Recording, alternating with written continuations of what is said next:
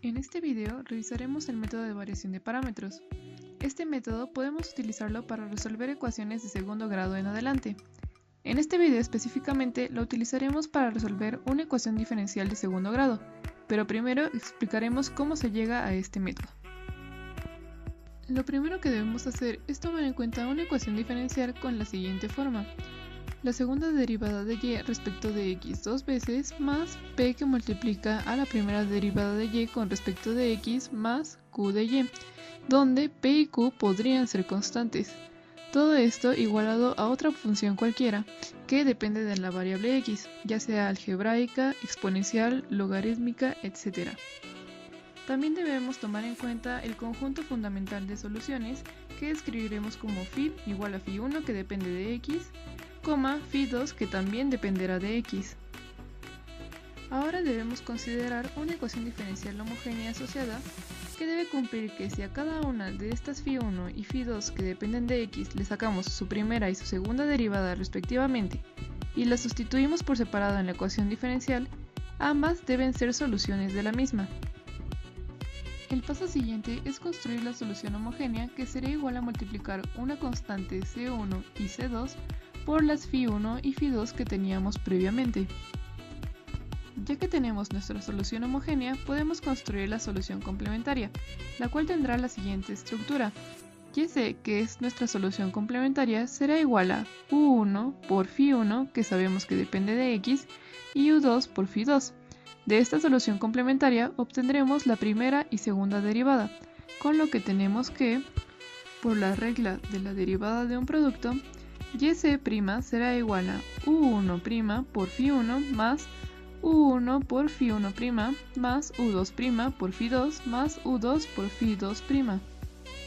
Y además obtendremos que la segunda derivada de la solución complementaria será igual a la derivada de U1' por phi1 más U1' por phi1' más U1' por phi1' más la derivada de U2' por phi2 más U2' por phi1' más U2' por phi2'.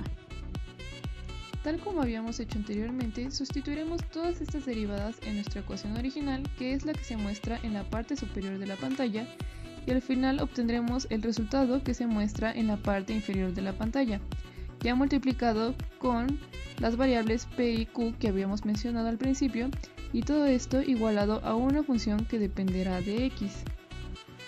Ahora procederemos a ordenar y simplificar un poco todo el resultado que obtuvimos anteriormente y agruparemos todos los elementos que involucran a U1, que son U1 por phi1' más p que multiplica a U1 por phi1' más q que multiplica a U1 por phi1. Y factorizando U1 tenemos que U1 multiplica a phi1' más p que multiplica a phi1' más q que multiplica a phi1.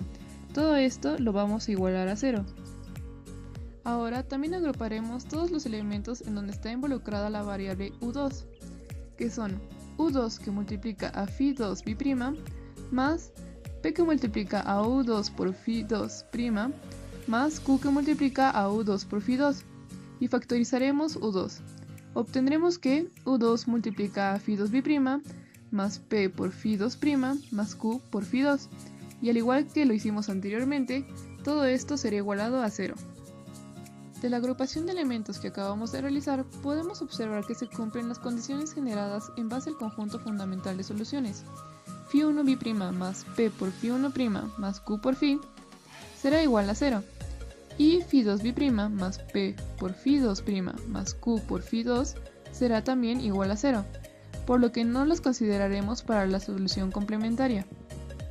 Ahora agruparemos los elementos restantes, aquellos que no se cancelaron, por así decir, al momento de la agrupación de términos, y obtenemos la derivada de U1' por phi1 más U2' por phi2 más p que multiplica a U1' por phi1 más U2' por phi2 más U1' por phi1' más U2' por phi2', todo esto igualado a una función que depende de x. Si analizamos esta expresión con detenimiento, podemos darnos cuenta de que ya habíamos establecido que la derivada de U1' por phi1 más U2' por phi2 debería ser igual a 0, por lo que al multiplicarla por la variable p, cualquiera que ésta sea, igualmente dará 0, con lo que finalmente solo llegamos a que u1' por φ1' más u2' por φ2' es igual a nuestra función que depende de x. Al final tenemos que u1' por φ1 más u2' por φ2 es igual a 0, con lo que podemos expresar u1' por φ1' más u2' por φ2' igual a la función que depende de x. Matricialmente podemos escribirlo de la siguiente manera. Colocamos φ1 y φ2 en la primera fila de nuestra matriz y sus respectivas derivadas en la segunda, multiplicando a u1' y u2', y todo esto igualado a 0 en la primera fila y la función que depende de x en la segunda. Podemos observar que al estar resolviendo una ecuación de segundo grado, la matriz que obtenemos al final es de 2×2. Si estuviéramos resolviendo una ecuación de tercer, cuarto, quinto grado, etc., la matriz que obtendríamos al final también tendría que ser de 3×3, de 4×4 y así respectivamente. Ahora resolveremos un ejemplo utilizando la variación de parámetros. Resolveremos la ecuación diferencial lineal y' menos 4y' más 4y igual a x más 1 por e elevado a la 2x. Como primer paso obtendremos la ecuación diferencial homogénea asociada, igualando el segmento izquierdo de la ecuación con 0, y aplicando un isomorfismo obtendremos las raíces del polinomio restante. Tendremos que lambda cuadrada menos 4 lambda más 4 es igual a 0, y podemos factorizarlo como lambda menos 2 al cuadrado igual a 0. Despejando obtendremos que lambda debe ser igual a 2. Regresamos a la forma original y obtenemos nuestro conjunto fundamental de soluciones, en el cual expresamos siempre como phi igual a e elevado al valor que obtuvimos de lambda, en este caso 2, multiplicado por x. Y como ambas raíces son iguales a 2, será necesario multiplicar por x nuestra segunda phi, para romper la dependencia lineal. Con lo que tendremos que phi es igual a e elevado a la 2x y x por e elevado a la 2x. Y de aquí obtendremos la solución homogénea, donde solo debemos multiplicar φ1 y φ2 por constantes 1 y 2, con lo cual la solución homogénea sería igual a una constante por e elevado a la 2x más otra constante por x por e elevado a la 2x. Planteamos entonces nuestras matrices. En la primera fila colocaremos los valores correspondientes a φ1 y φ2, que son e elevado a la 2x y x por e elevado a la 2x. Y en la segunda fila colocaremos sus respectivas derivadas. Para e elevado a la 2x será 2 por e elevado a la 2x, y para x por e elevado a la 2x será e elevado a la 2x más 2 por x por e elevado a la 2x. Todo lo multiplicaremos por u1' y u2', y lo igualaremos a otra matriz en donde siempre la primera fila será 0, y la segunda, la función que depende de x a la que estaba igualada la ecuación al principio, en este caso, x más 1 todo por e elevado a la 2x. Ahora debemos obtener el Gronskiano, o de manera más sencilla de entender, el determinante de la primera matriz. Utilizamos la regla de Cramer para resolverla, pero podemos utilizar cualquier otro método. En nuestro caso, al resolver el determinante tenemos como resultado 1 más 2x por e elevado a la 4x menos 2x por e elevado a la 4x, y simplificando, todo esto es igual a e elevado a la 4x. Tenemos que obtener también otro determinante W1 y para ello sustituimos la columna independiente del planteamiento en forma matricial que tenemos en la primera columna de la matriz y al resolver dicho determinante obtenemos como resultado menos x al cuadrado más x por e elevado a la 4x.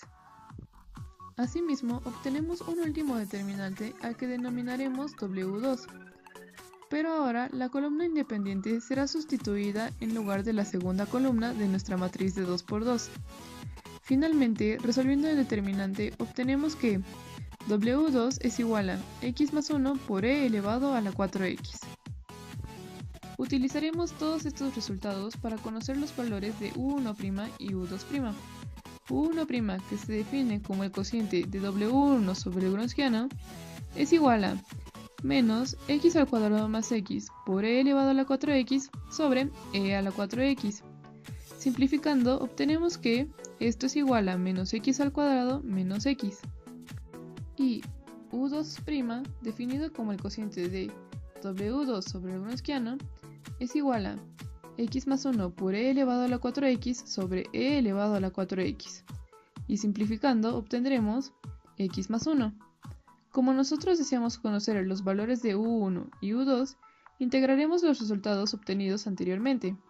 Así, U1 será igual a menos x al cubo sobre 3 menos x al cuadrado sobre 2 y U2 será igual a x al cuadrado sobre 2 más x.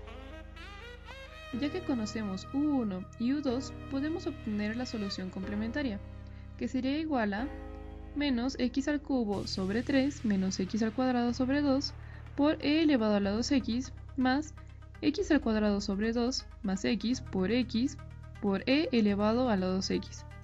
Y así obtener la solución general, que solo es la suma de las soluciones homogénea y complementaria que ya obtuvimos. Con lo que la solución general será igual a constante 1 por e elevado a la 2x más constante 2 por e elevado a la 2x menos x al cubo sobre 3 más x al cuadrado sobre 2 por e elevado a la 2x más x al cuadrado sobre 2 más x por e elevado a la 2x. Con lo cual finalizamos este ejercicio.